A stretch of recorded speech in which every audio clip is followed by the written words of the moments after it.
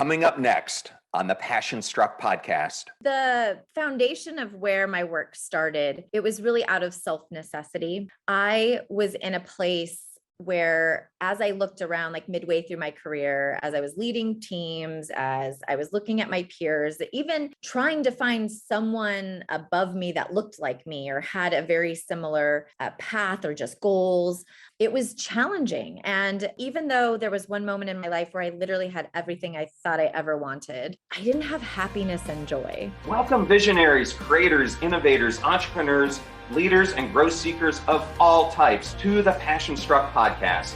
Hi, I'm John Miles, a peak performance coach, multi-industry CEO, Navy veteran, and entrepreneur on a mission to make passion go viral for millions worldwide.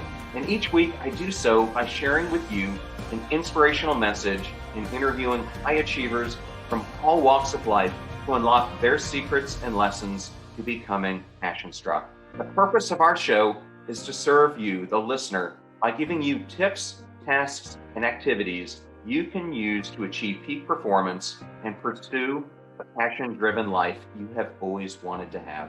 Now, let's become passion struck. Hello, everyone, and welcome back to episode 119 of the Passion Struck podcast. And thank you to each and every one of you who comes back weekly to listen and learn how to live better, be better, and impact the world. And I wanted to use this opportunity to showcase some of the incredible guests we have upcoming over the next few weeks. Let's start off by talking about Susan Cain, who is New York Times best-selling author of the book Quiet. She will be coming on the podcast next week, April 5th, to introduce her new book, which releases the same day, titled Bittersweet. We also have upcoming Kathy Heller, the host of the Kathy Heller podcast, Jordan Harbinger, who is the host of the Jordan Harbinger Show, astronaut Nicole Stott, and then later in May, we will have on Admiral James Stavridis, who will be introducing his new book, To Risk It All, on May 25th. And if you have friends or family members who you would like to introduce to this show, we now have episode starter packs, both on Spotify and on our website. And these are collections of your favorite episodes that we group by topic to give any new listener a great way to get acquainted to everything that we do here on the show. Just go to passionstruck.com/starter packs to get started. And if you'd like to watch these episodes in addition to listening to them, you can go to our YouTube channel at John R. Miles. Please subscribe and enjoy over 250 different videos. Today's guest on the podcast is Dr. Jannell MacAulay, who is a combat veteran with over 3,000 flying hours who spent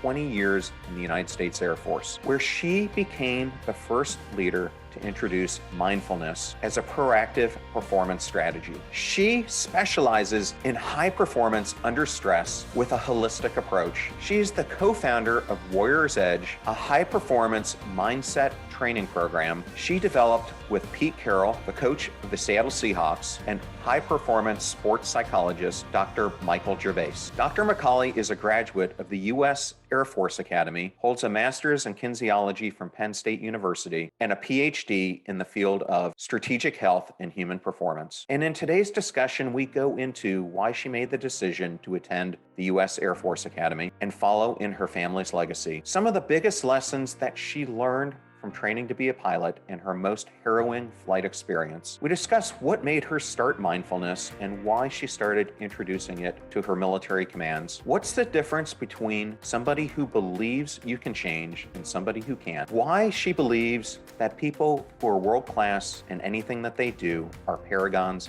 of passion. She goes into how to control an internal environment of a business. And we talk extensively about her relationship with Pete Carroll and so much more.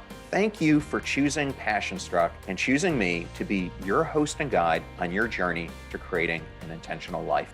Before we begin, I would like to emphasize that this podcast is part of my hope and desire to bring zero-cost information to the general public about how to create an intentional life. In keeping with that theme, I would like to thank the sponsors of today's episode. Did you know that 90% of coffee from the grocery store is actually stale? You heard that right. And Think You Love needs an upgrade. Instead of buying the same old, let Trade Coffee send you something freshly roasted that you're literally guaranteed to love. I personally really enjoyed taking their free coffee quiz, which helped me pinpoint the best option for my particular taste. I am currently drinking their Panther coffee, which comes from Guatemala. I love how it has taste of chocolate, black cherry, Gala apple, and is so sweet and creamy. And for our listeners right now, Trade Coffee is offering $20 off your first 3 bags when you go to drinktrade.com/passionstruck. That's more than 40 cups of coffee for free. To get started, take their quiz at drinktrade.com/passionstruck and start your journey to your perfect cup. That's drinktrade.com/passionstruck for $20 off your first 3 bags. Thank you, 10,000, for sponsoring this podcast. Physical health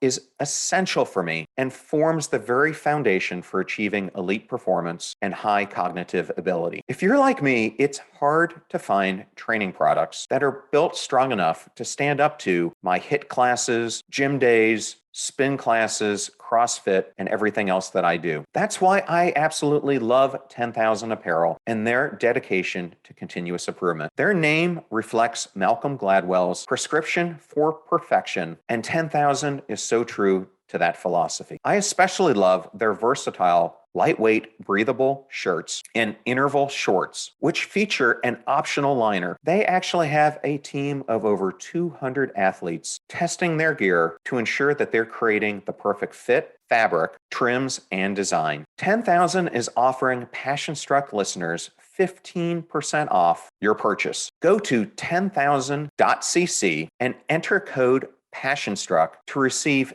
15% off your purchase. That is TENTHOUSAND.cc and enter code PassionStruck. Please consider those who support this show and make it possible and free for our listeners. And I know all these codes can be difficult to remember, so we put them in one spot at passionstruck.com/deals. Now, let's get on with our episode with Dr. Jannell MacAulay.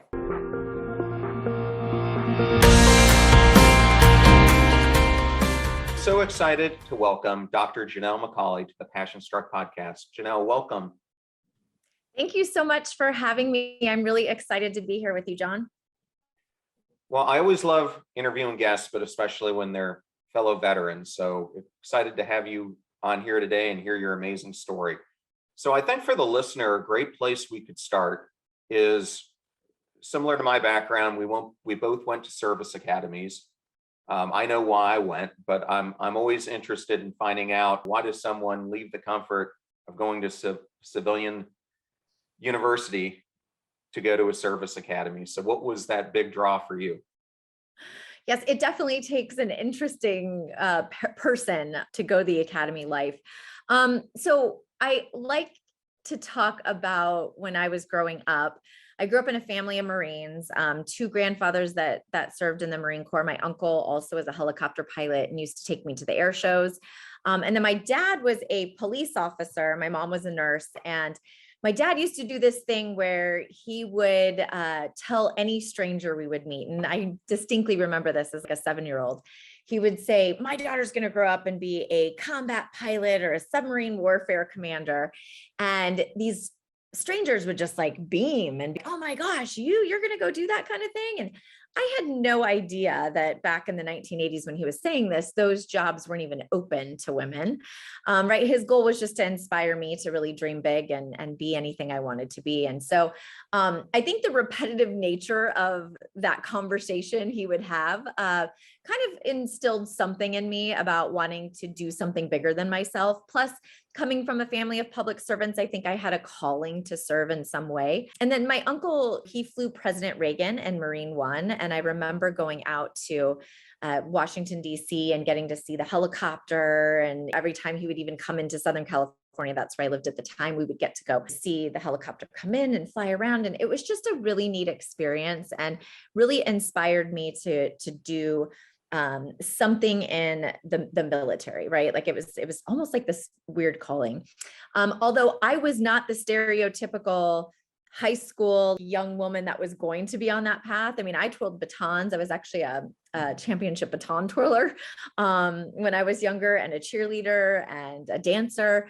But I think that it's a great story to illustrate that there isn't one right path for anyone, right? We can kind of choose our own path if we believe in ourselves and our capabilities. So even though I didn't fit the typical mold of what you might think would grow up to be a combat pilot and a leader, I definitely demonstrated that we don't have to fit inside of a mold and we can kind of chart our own course. Okay, well, I have an interesting story for you. A friend of mine from the Naval Academy was actually the pilot on Marine Corps One, and he happened to be the pilot on a fateful day that Vice President Dick Cheney happened to shoot someone while he was out hunting. And so he said Vice President Cheney didn't talk a lot to begin with, but he said in this particular situation, he sat in the back, didn't really acknowledge anyone, was clearly distraught about what happened. But during their landing into the National Observatory, they were facing 30 to 40 mile per hour gusts. And he said it was one of the most harrowing landings that they've ever done. They tried to convince him that they didn't want to do it. And he demanded, no, you're taking me down. And he said it was probably the most frightful 15, 20 minutes of his flight career ever. So interesting story. I think they probably should have just gone to Andrews and taken a, having been on a number of harrowing helicopter flights myself, it's not a fun situation. But it led me to want to ask you, during your time as a pilot, and I know you've got 3,000 plus hours, can you talk about a harrowing experience that you had in the cockpit? Oh my goodness. I've had quite a few. I flew Learjets, C-21s, but I happened to fly them in Europe and Africa and the Middle East because I was stationed at Germany at the time. So I've got, quite a few interesting stories. And I was over there during September 11th and just how the world changed and in fact, flying an American aircraft, right, around the world. Then I flew C-130s, combat tactical airlifters, and then as also KC-10 tankers. But I will say probably my most harrowing experience is coupled with the most rewarding deployment I think I had. I don't know if you felt this way, but you spend a lot of time training. And I felt when they said, hey, it's your turn to deploy and go contribute and do your part, it was, yes, send me, I'm ready. This is what I've been training for, is to go contribute in this real world way. So I was super excited about my first deployment in the C-130 to Kuwait, which meant most of our missions were in and out of Afghanistan and Iraq. And there was one night where we actually flew the first group of Iraqi army soldiers from Baghdad to Basra. It happened to be one of those evenings where there were thunderstorms everywhere. And if you know anything about the C-130, it flies low and slow. And so we don't fly over thunderstorms because we don't fly that fast or high. It's more like got to pick your way through it with your weather radar. And unfortunately on this evening, it was a high priority mission. We had media there because it was the first time the Iraqi army was going to get on an American military aircraft. Many of them had never flown before. And of course, everything that could possibly go wrong on that mission was going wrong. First, we took off. We did get struck by lightning. We lost our generators, which in the C-130E model, if you lose a generator and you can't get it back online, it's attached to the engine. There's no disconnect. So you have to shut down the engine. Otherwise, more dangerous things could happen if that dead generator is still spinning. Luckily, we did get 3 of our generators back online. So we only had to end up shutting down 1 engine. So it was a little bit of a hairy situation, but it was so bumpy. And of course, these poor Iraqi soldiers had never flown on a C-130 before. They were lighting up cigarettes, which of course is also like a no-no on a military aircraft. We have manila envelopes with a puke bag that's inside of it. They're secured under every seat. Instead of grabbing the plastic bag out of it to vomit in the plastic bag, they were vomiting inside the manila envelopes, which obviously was not very cleanly. I mean, it was just one of those crazy events where when you get back on the ground, like there's flight crew information files that go out the next day about, please don't let your passengers smoke on the aircraft. Please remind them like how to use the proper vomit bags. But I have to say, like at the time, although it was like this kind of everything that could go wrong was kind of going wrong, it really put our crew to the test, and we came through it on the other side. We were able to handle everything that came our way in a very professional manner because we were so well trained. And also I like to say, because I had this mindset of grit and determination and also staying focused, no matter like how many people are throwing things at you, solve my problem. Like as aircraft commanders, sometimes it can be overwhelming. And so being able to focus on what's most important. But additionally, I really appreciated that mission because as we were interacting with the Iraqi army, it was like those individuals that chose to stand on that side, right? Because there were different sides they could have chosen to have a weapon in their hand that shooted or pointed at me, or have a weapon in their hand that's pointed with me.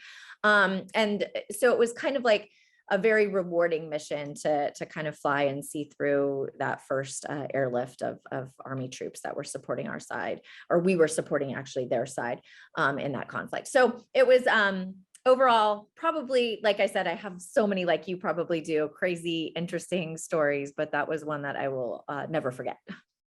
Well, I think you'll like this story. I had Marine Corps Major Katie Higgins Cook on the podcast last year.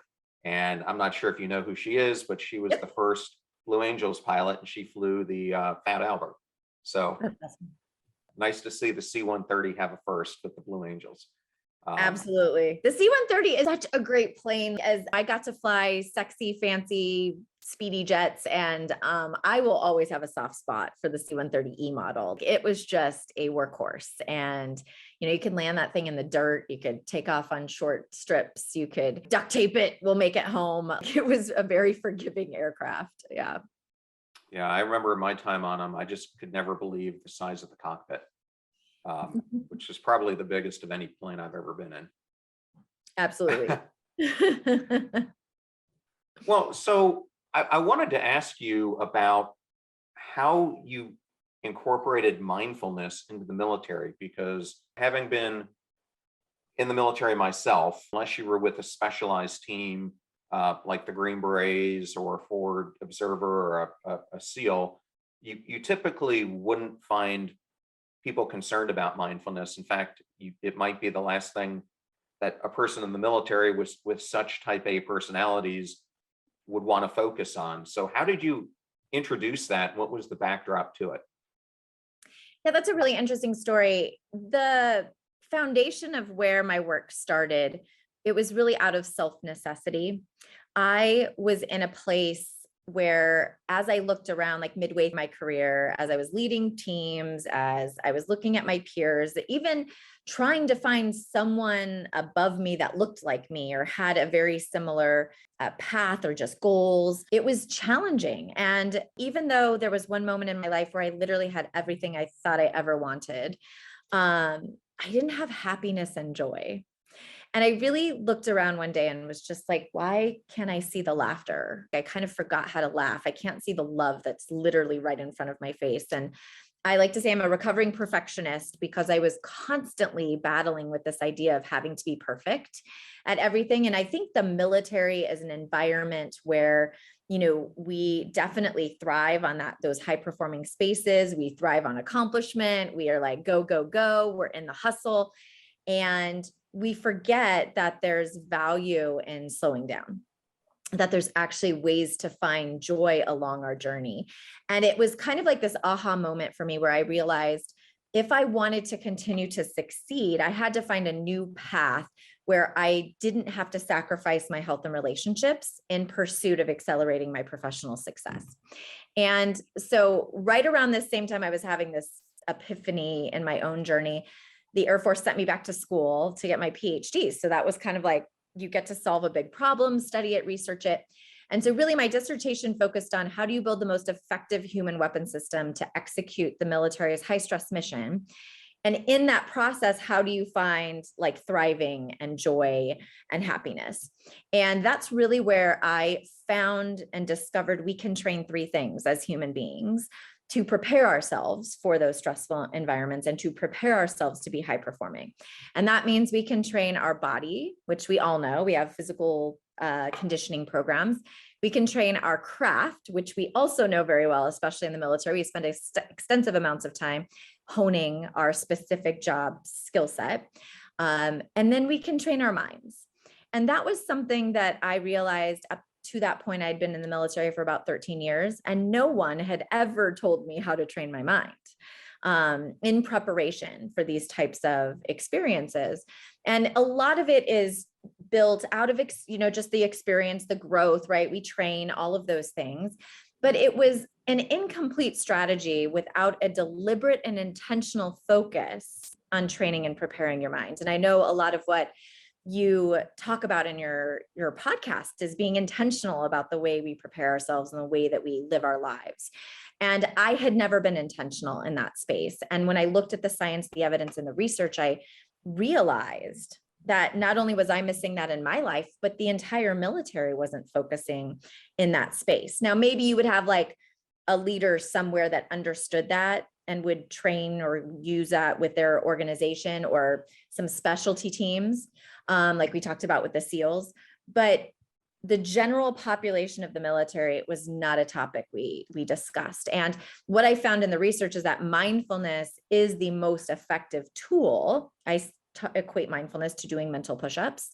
So just like you would do push-ups for your body to be physically ready and prepared for challenges, we need to do those same push-ups with our mind.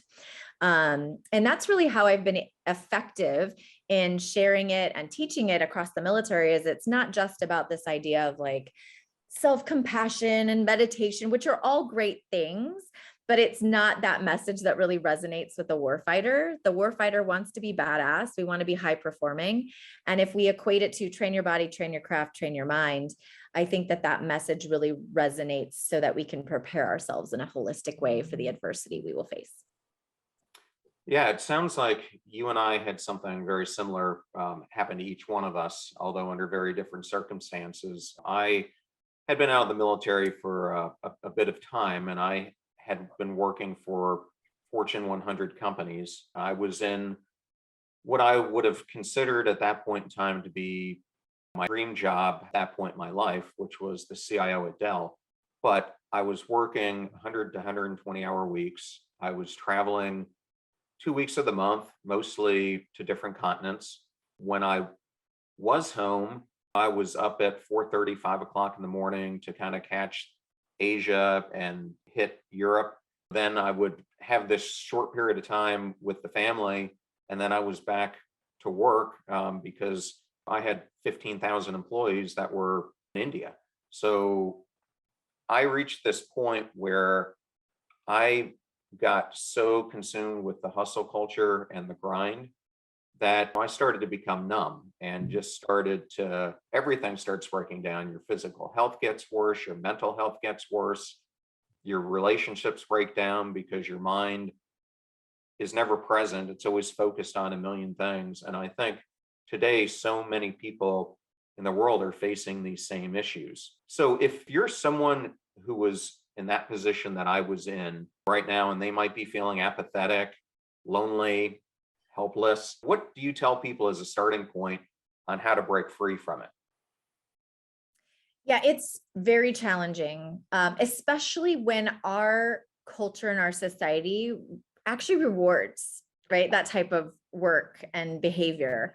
I like to think, this term competitive stress environment really resonates with me, because I feel no matter if it's just being a mom, you feel like you're in this competitive stress. Are my kids doing enough things? What is that mom doing? Am I Pinteresting like the birthday parties? And how is my social media seen with other people? And then in the workplace, we're constantly doing that. And so it feeds off each other, right? And you get rewarded for it. So some people don't even realize that they're in that space when they're there. I like to think that most people have a pressure point or an amount of suffering where change will then be needed in order to alleviate some of that pain. So I like to say I plant seeds, because what I talk about is not for everybody at that time in their life. But you mentioned a lot of people do realize in your journey, you hit a point where you're just like, yeah, I can't do this anymore. There's got to be a better way. And the best thing I can tell people is you have to make it deliberate and intentional, and it has to be with just as much emphasis as you do those other things in your life. It's not easy. And I get this all the time. Like, what's the quick fix in the hack? Dr. MacAulay, teach me what's the one thing I need to know, right? That's going to solve all these problems for me. And unfortunately, it takes discipline and hard work. This is not easy. If everybody could emotionally regulate, right, and live more present and stay more focused and not listen to the crazy voices inside their heads, we would have a totally different society, right? The sheer fact of the matter is that this is a challenging skill set. I like to ask, like, do you feel like you command your mind, or does your mind command you? Many times we will make a decision or have a thought process lead us down a path, and then we sit back and say, how did I get here? This was not where I intended to be. And so that's where we let our thoughts and our mind control us. And so learning to take back that control, to control our thoughts and change our behaviors, right? Because everything starts with our thoughts, which then, create our actions, words, and behaviors. If we can get command of those thoughts, command of your mindset, you can really change your outcome. But again, you have to be ready to do the work. So what that work includes, and the best place to start is with what I call mindful minutes. Mindfulness is that mental exercise that helps our mind stay more focused in the moment and in the present, instead of catastrophizing about the future or worrying and regretting over the past. And so the more you practice these mental push-ups, the more you hone your attention system to stay focused on what's right in front of you. It's kind of like we all read a page in a book and you get to the bottom and then you think, I don't even remember what I just read. Or right, like you've probably driven your car someplace at one point and you get to your destination and you're like, I don't even remember what roads I took to get here. So you were having an off-task thought during an ongoing task or activity, right? You're trying to read the book or drive your car and your mind wanders. And our minds are fantastic at mental time travel. In fact, they do it almost 50% of our waking moments. They are mind wandering. And mind wandering means going someplace that you are not telling it to go, right? Like you are saying, I want to read the page in the book, but your mind, right, takes you elsewhere. And the research tells us that the majority of the time we mind wander in that manner, we tend to start thinking about those worries and those regrets and the stressors in our life and our overwhelm. So a wandering mind is actually an unhappy one. So if we can decrease the amount of wandering, we can actually increase like our contentment, joy, and happiness. So the act of doing mental push-ups, or what I equate to just doing mindful minutes, because it can be as easy as 1 minute at a time. If I tell you, hey, John, you have to sit for 10 minutes every morning and do your mental push-ups, you might do it for a day, maybe 2 days. And then you're going to be like, I can't do this, or I'm doing it wrong, or it's too long. Life events, right? Become overwhelming. But if I tell you, you just have to do 1 minute, right? And try to do 1 minute in intervals where otherwise you would just be sitting there, right? Like if you're waiting in line somewhere, we have a automated response to pull out our phones. Well, instead of pulling out your phone, do a mindful minute, then pull out your phone and be intentional about the things that you're doing, instead of mind wandering through opening your phone and scrolling through email or Facebook or whatever it is. If you're sitting at a red light, you can do a mindful minute right at that red light. And all it really requires is for you to focus intently on your breathing, right? You focus on a particular sensation, maybe the air going in and out of your nostrils or the rise or fall of your belly or chest, but you focus intently on that sensation for an entire minute. And every time your mind wanders, because it will in the span of a minute, you just recognize that you're wandering, because that's the thing. We don't recognize it fast enough. So you're training your mind to recognize the distraction and then refocusing back onto your breath. And every time you lose focus and refocus, that is a mental push-up, right? Strengthening your mind to be more on the play button of your experience. Well, I like your definition of the mindset minutes, because on my YouTube channel, I have a whole section that I call mindset moments. And I try to do 2 to 3 minute short videos. Either they're my videos or I capture them off these interviews, because a lot of people don't want to sit through an hour-long interview. They want, that golden nugget that you can get in a short period of time. So I try to showcase those as well. Well, I wanted to ask, along the lines we were talking about, what is the difference, do you think, between somebody who believes that you can change and somebody who believes that you can't? Well, our mindset is very powerful. If you tell yourself that you can't change, you're right? If you tell yourself you can change, you also can be right. We talk a lot about in our training programs and the work that I do with between corporate America as well as the military, law enforcement, healthcare. We focus on individuals who operate in these high stress environments where you have to make split-second decisions. And a lot of those split-second decisions, they come from your thought patterns. They come from your ability to stay in the moment and focus, but they also come from the things you tell yourself when you're doing hard things. And that's where confidence comes from. We know from the research that confidence in a high stress moment comes from one place only, and that's what you tell yourself.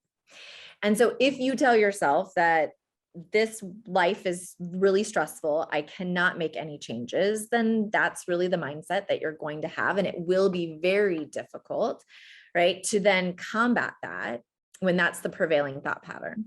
Yet if you can switch that phase, and it works in a lot of different, this is why you have to train your mind in a deliberate way.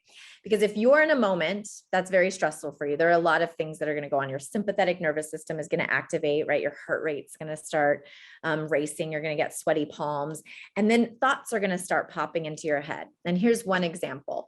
When, say, a young person goes for an athletic event or, say, to take a test, that sympathetic nervous system automatically goes off. And the immediate thought inside their head is, my body is telling me I'm nervous. I can't do this, I'm sure you've experienced that. I know I had experienced that many times in my career, flying airplanes, doing hard things, getting up in front of an audience to speak, Your body activates and you think to yourself, I'm nervous. This moment's too big. I can't do it. I'm not prepared, And most of that is because ever since we were little kids, we were taught and trained that those butterflies mean nerves.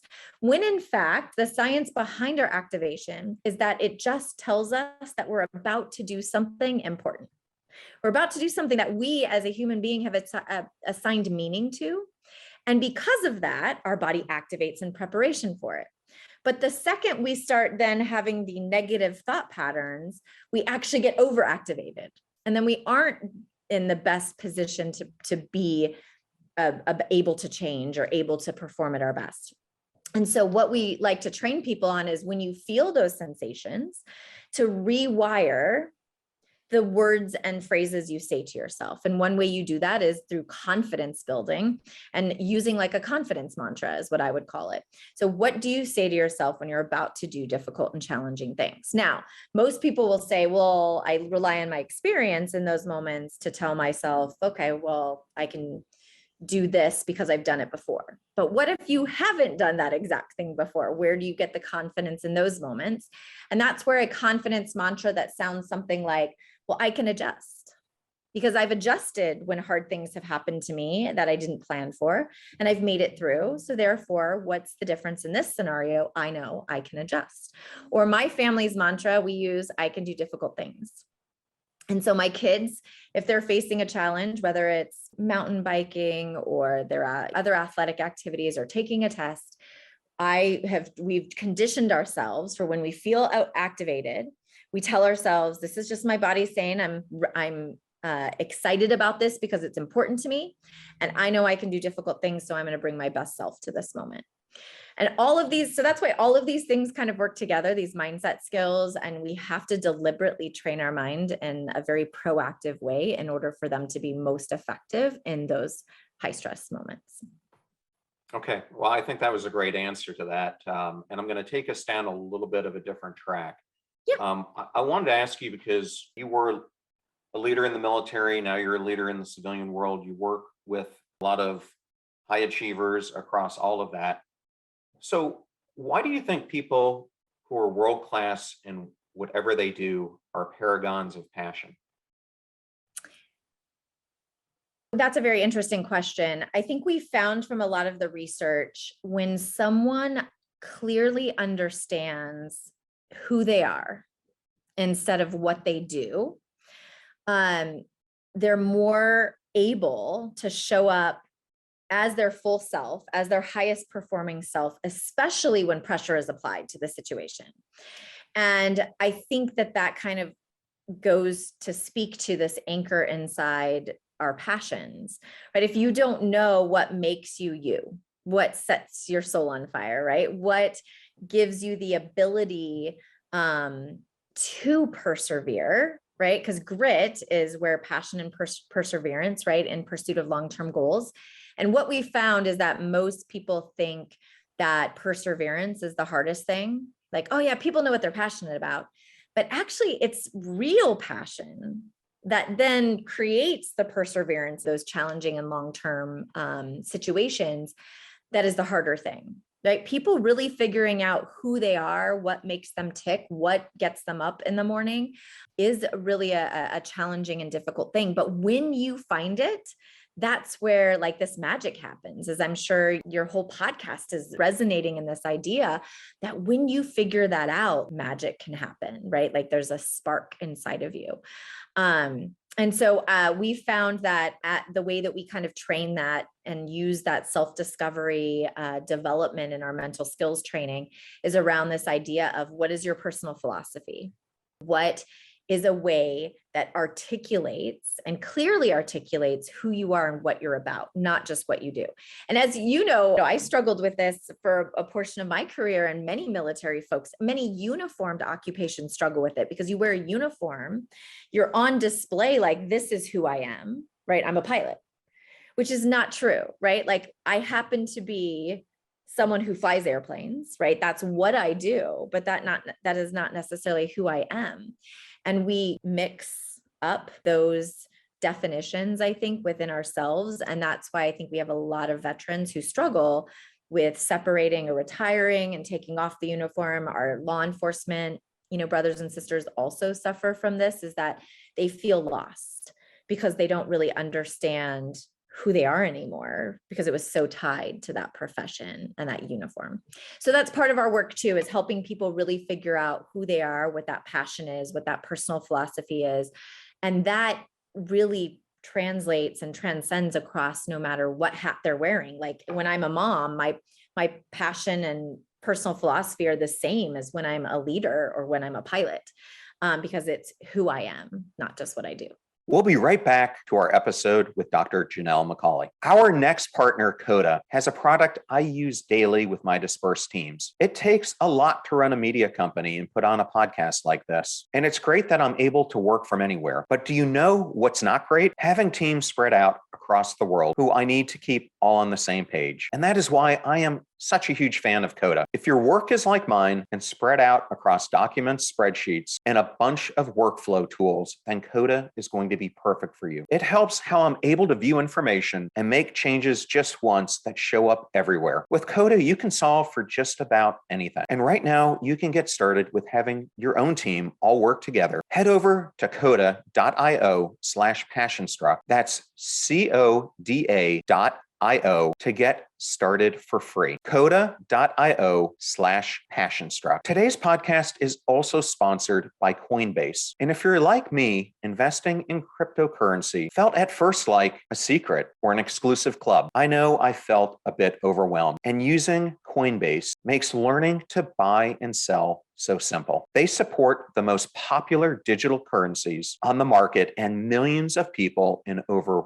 100 countries trust Coinbase with their digital digital assets. For a limited time, new users can get $10 in Bitcoin when you sign up today at coinbase.com/passionstruck. Sign up at coinbase.com/passionstruck for $10 in free Bitcoin. This offer is for only a limited time, so be sure to sign up today. That's coinbase.com/passionstruck. And again, we know how difficult it is to remember all these promo codes, so we put them in one convenient place at passionstruck.com/deals. Now, back to our episode with Dr. Jannell MacAulay. Yeah, I was on a podcast last week. The interviewer was actually in Barcelona, so that was kind of a unique experience. But she asked me about what you were just talking about. Why do so many military get out and then they seem lost? And I kind of tried to explain it to her that when you're in the service, especially, let's say you're in a tight unit or you're in an infantry field, whatever it may be, you've got this band of people around you who are kind of keeping you in check.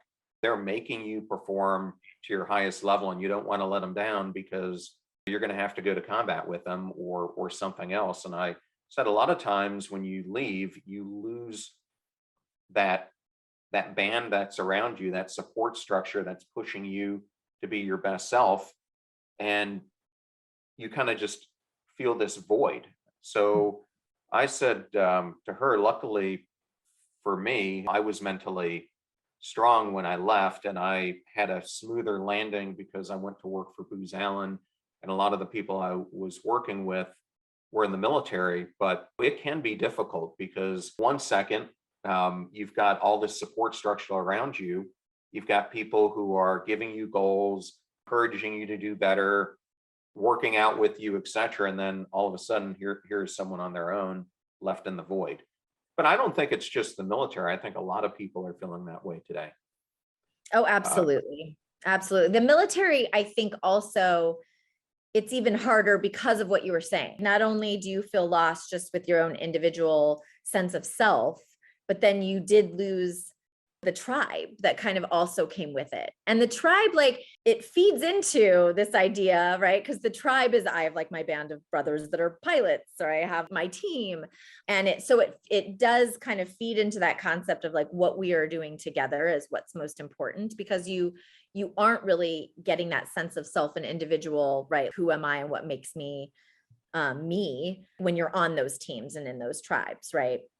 And so it just compounds, I think, that issue when we do separate. But you're right, it's not isolated to just the military. A lot of our other service-oriented professions that wear uniforms struggle with that. And I think just COVID in general, like this last 2 years has created a lot of uncertainty in a lot of people's lives as to kind of where they're going. And what we've just found from the research, and when you started the question with asking me some of those high performers that I've studied and worked with, what makes them able to do what they do?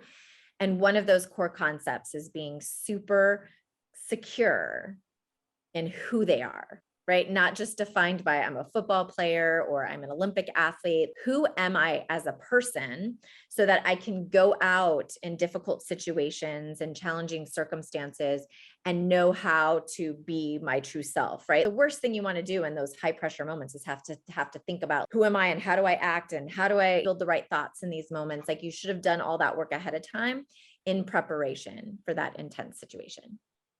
Yeah, I thought one of the best answers I've heard on this topic, because I don't know about you, but I hate in social circumstances when someone approaches you and says, "What do you do?" Because there's so many answers to it. You're a parent, you're a spouse. But I was listening to Hilary Swank talk one day, and she kind of got that answer. And she's like, I could give a ton of things. I'm an actress, I'm a producer, I'm this, I'm that, I'm a mom. But she said at the end of the day, what I am is a storyteller. And I don't care if that's expressing a story to my kids to teach them a lesson, or to produce a film or other thing that I think needs to get out in the world, or even when I'm acting, I'm doing my best to tell a story. And she put it around something that emotionally motivates her or calls her to want to serve others. So I thought that was a really good explanation, and a little bit different than what you hear most people answer with. Yeah, absolutely. I would ask, there's two ways that I kind of get after that. One is by having a very clear purpose statement. So like my purpose statement is I help people achieve peak performance with a focus on passion, purpose, and presence. And when I was in the military as a leader, I could do that every day with my uniform on, leading people, interacting, mentoring. And when I got out of the military, that didn't change, right? My job now is to still help inspire other people to be their best. And when I'm not doing things, speaking on a podcast or traveling and doing workshops or keynotes, I think that same thing is my goal every day with my kids, right? I am here to help inspire them to find passion, purpose, and presence in their life and help them be their best selves. So, and that's why when you understand the core of who you are, you actually take a lot of the difficultness inside decision making out of the equation, right? Because you know how to be you and how to make decisions that are true to the direction and the values that are very clear to your integrity and your sense of self. And then the other thing I like to do, it drives me crazy when people say, what do you do for a living? My favorite question to ask people is, what's going good for you? Even instead of just saying, hey, how are you? I walk around the airport, you meet the gate agent, the TSA, instead of just saying, hey, how are you? You can't imagine how many people get thrown off with the question, what's going good for you? Like, Yeah. they're, wait, what? Because they're normally, yeah, good, I'm fine, I'm whatever. But when I actually deliberately ask them to think of something that's going good for them, right, it throws them off for a second, but it always makes people smile. And I feel like it's a great way to train optimism, right? Because now you're actually looking for the good instead of the negative, which is where a lot of our minds tend to go. Yeah, one thing along those lines that I do every week is Friday morning. I journal every day, but Friday morning, I always ask myself this question: what can I celebrate from this week to start it off? And then my second question will be, what could I improve upon this week? And then the last question is, how can I be a more authentic person next week? And so I've been doing that now for a period of time. And I think it really does help you think about what's going good in your life. And no matter how good it's going, there are always things that you can improve on. So what are you going to be intentional about going forward? And then how do you take those steps to do the work in the week to come, so you'll be mindful about it? So I agree with you there. Well, I wanted to shift. We talked about you being in the military. We talked a lot about mindfulness in the individual, but I think it's important to discuss what you're doing with many of the clients that you speak to. So I am currently seeing a pretty bad environment around engagement in companies. It seems like productivity is hitting all-time lows. People are distracted. People are consumed with other things going on in their life. They're not being present in what they're doing. They're spontaneously engaging. What do you think are some of the root causes of that? So we are a highly distracted just culture. Our population is highly distracted. There's a lot of things that are just band-aid fixes. You can give your employees a day off, right? Which obviously will kind of help reset, recover, recharge. But if you're not changing like the environment, the day-to-day environment, you're not going to see the long-term gains in that productivity, efficiency, increased focus that you really need to see and you really need to have for your employees. There's been some research with respect to like that distraction. I said 50%, right, of our waking moments, we're not actually in the present moment. Which definitely causes errors in the things that we do. It causes us to perceptually decouple from what's going on in front of us. So if you're a leader and you're having a conversation with someone who works for you, you're really not paying attention. And that can damage connection and relationships. So there's a lot of factors that kind of play into this inability for us to stay focused and the high amounts of distraction. And so with that, I think companies and different organizations need to take a look at the leadership, right? First of all, the model behaviors that are creating the culture within their organization. And it can be as simple as things like the leader taking a mindful minute before a meeting. There's been research that we are distracted when we walk into meetings.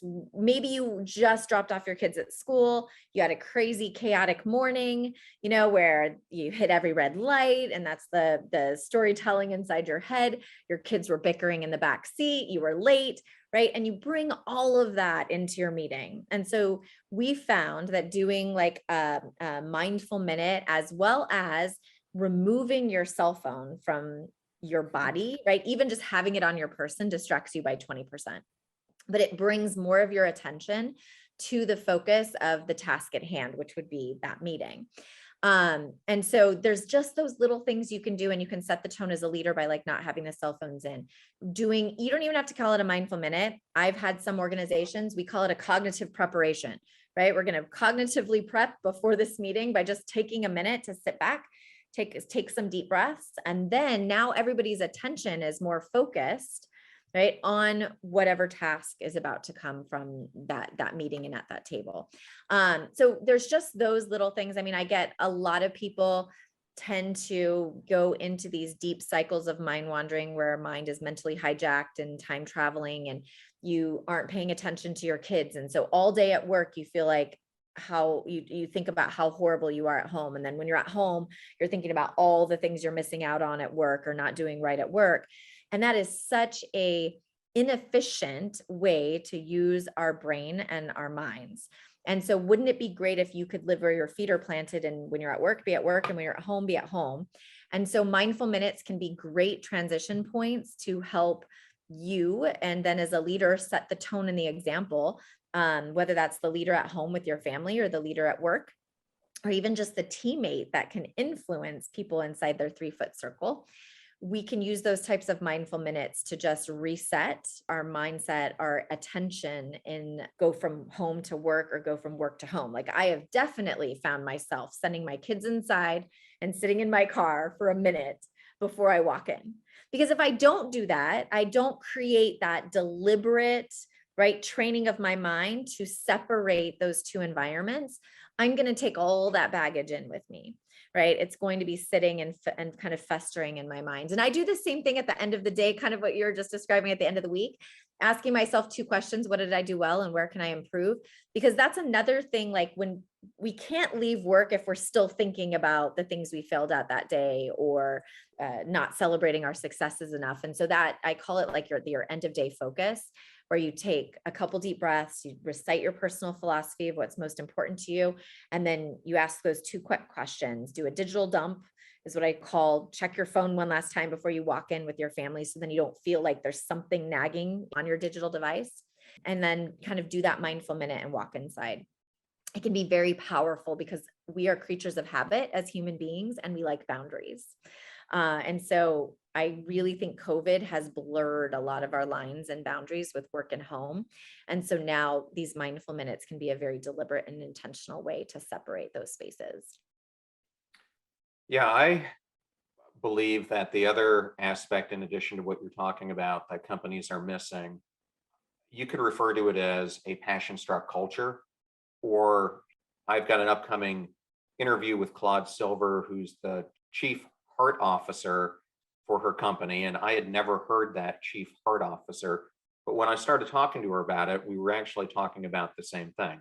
It's heartfelt leadership. And I think one of the things that is missing today, and I found it when I was in these large organizations, is that people feel so disconnected from whatever it is that they're doing from their work, and how is that benefiting anyone that serves the company. And so to me, a big portion of this is that you have to get the person passion struck about the mission that they're serving, and that what they're doing, whether it be in the military or in a business, is impacting shareholders, it's impacting customers, it's impacting internal employees at the company, and that you're making a difference and that it matters, whether you're in a call center, whether you're an air traffic controller, regardless of what it is. If you don't have a line of sight that shows that what you're doing is significant, it's going to be hard to feel heartfelt about what you're doing. And that leads me to someone who is very heartfelt about what he does, which is Pete Carroll. And I happened to be rereading Grit by Angela Duckworth a few weeks ago. And as I was originally discovering you, I read the whole section and how everything that Pete does is really teaching his players how to have grit. But even more than that, how do you have a mindset of winning? And so I thought it was just remarkable that you have a relationship with Pete and have actually developed a training program with him. So I was hoping you could talk about that. Yeah. So the interesting thing about grit, I'll just share this with you. Angela Duckworth had given her TED talk, and Pete had watched it, and she kind of alluded to this idea that, you can't really train grit. And he was, hold up, like we're training it. We're doing it here at the Seahawks. They're partnering less gritty individuals with grittier individuals.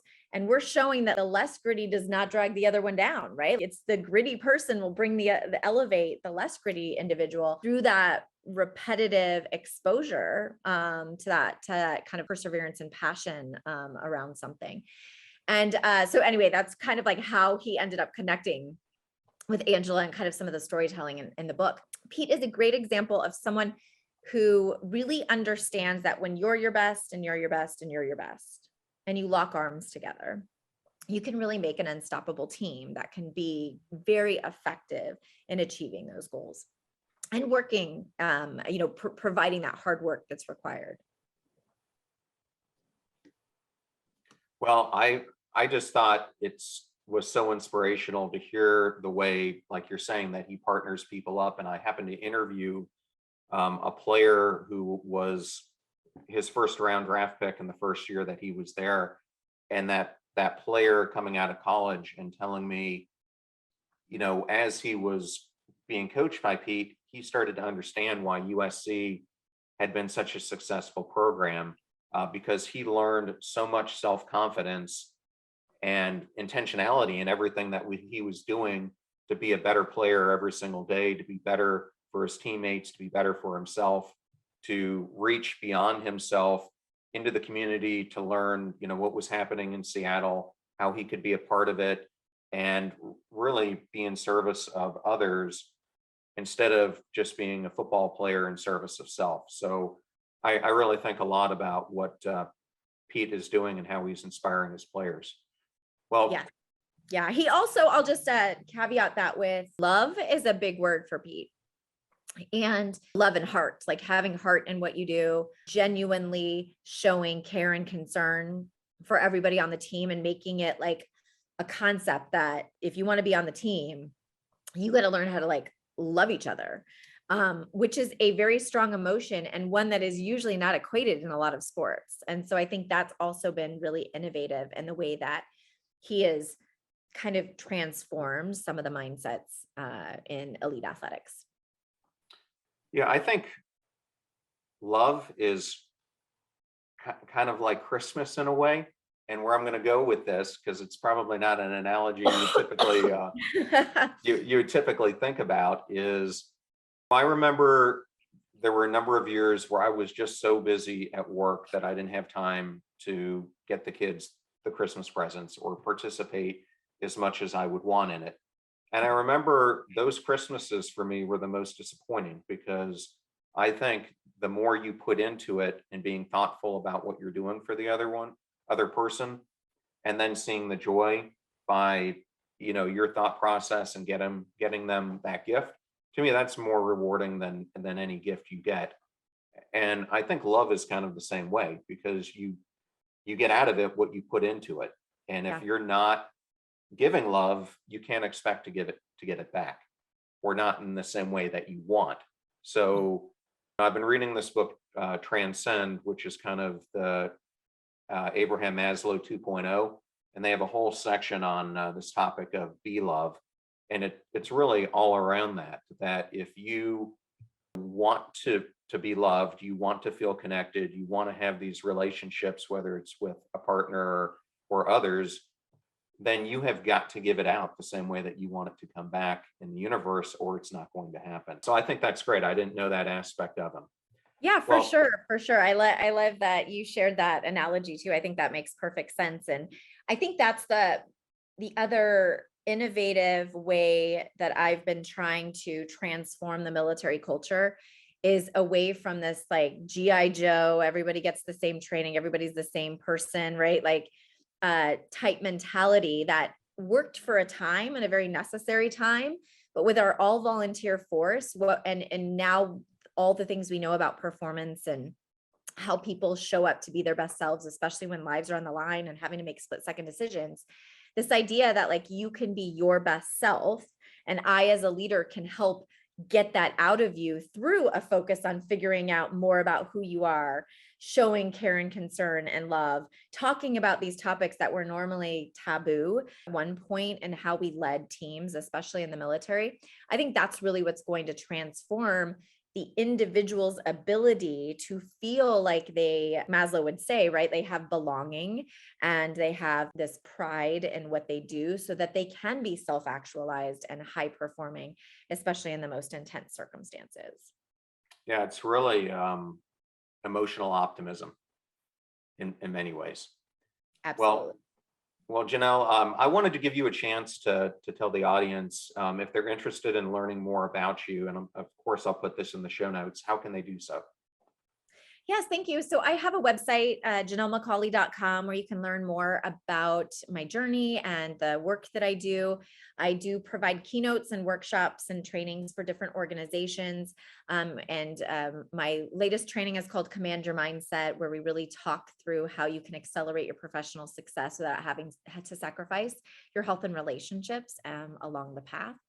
And additionally, the Warrior's Edge course, my collaboration with Pete Carroll, as well as Dr. Michael Gervais, can be found at the competetocreate.net website /Warrior's Edge. Or if you just Google Warrior's Edge and my name, it will come up. But we offer that course as a live training, 8-hour facilitated by myself or an elite military operator on our team, as well as an Olympic athlete. So we'll come into your organization and share about how to build a high performance mindset by teaching you the 16 principles of mindset that you can train. And we also have a digital course. So it's self-paced and online for anyone interested in taking the Warrior's Edge curriculum.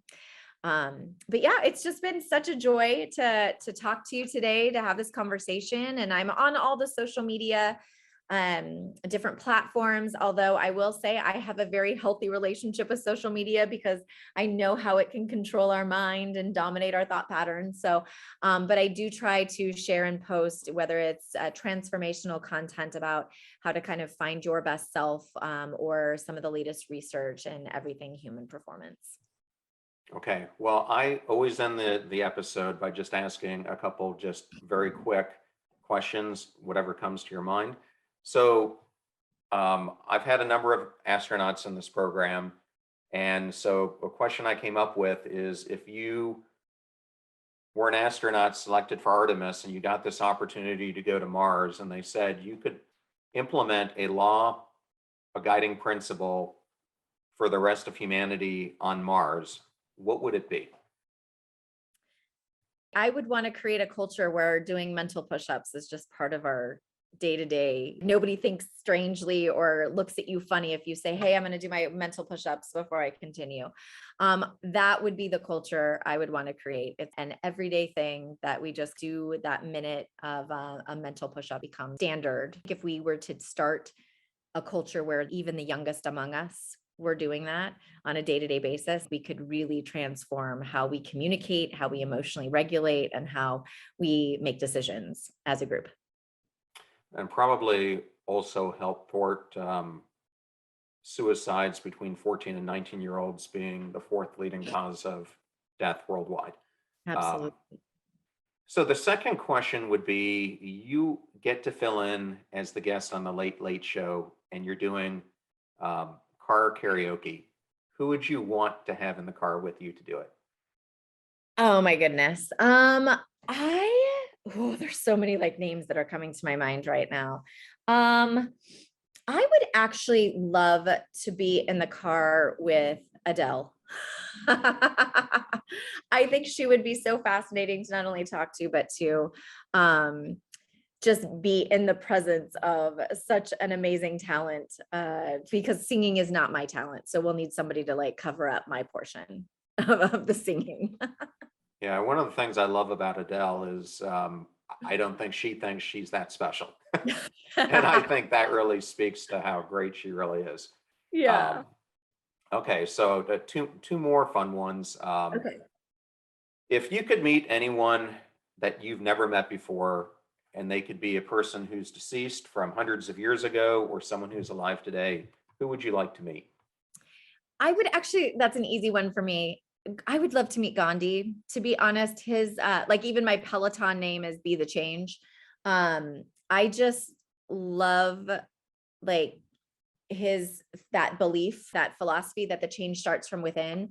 And it's been kind of a guiding principle for me, really realizing that even when I feel alone, like I am the only one, right? And there was a moment where I felt like I was the sole person in the entire military beating a drum about breathing and mindfulness and focus. And it took a lot of continuous courage and strength, right? To fight against the naysayers and the people who were questioning my methods.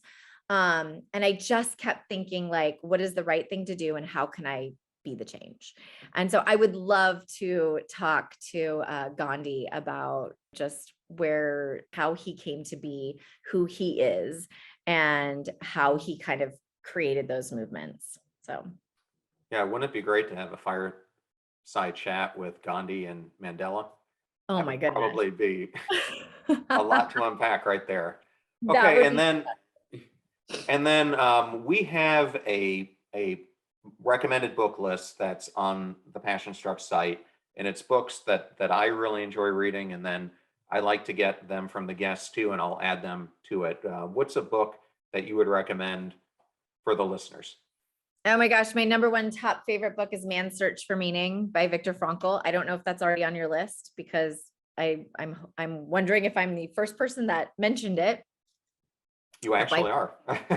No way. Oh my gosh. So you have to add it to your list then. Man's Search for Meaning by Viktor Frankl. It's a not a very big book. It's pretty short. He talks about his experience. He was a Holocaust survivor. He survived 3 different concentration camps. And he was also like a neuroscientist who is really interested in this idea of like what made people survive the experience and what made others not. And so the first part of the book is his story from that time in his life. And then the second part of the book is his analysis of what he learned. And it is fascinating. And I think it puts every reader just in this driver's seat of really figuring out what's most important to them. So I really think if you haven't read it, you should. It will fit in, I think, with a lot of the things you talk about with finding passion. Like where do you find that meaning in your life, especially when things are not going well for you, right? And kind of dire circumstances. So by far, yep. And then I will also put a plug in for Mike and Pete's book, which is called Compete to Create. It's on Audible. And it really talks about the philosophies behind a lot of the work that we do. Okay, well, great. Well, Jannell, thank you so much for being on the show today. I know the audience is going to love this, and we unpacked a lot. We absolutely did. This was such a fun conversation. Thank you so much for having me, John.